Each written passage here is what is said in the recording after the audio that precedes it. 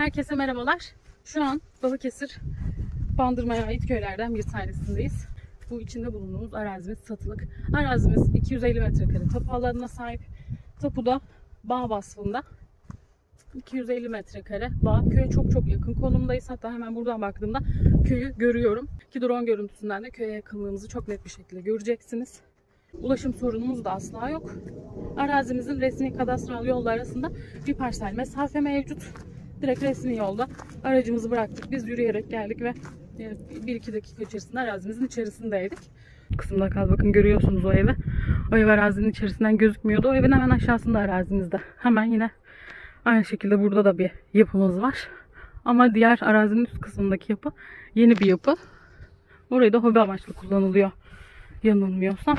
Kadastral yolumuz burası. Hemen ilerisi de köyümüz. Dediğim gibi yürüyerek rahatlıkla gidilir.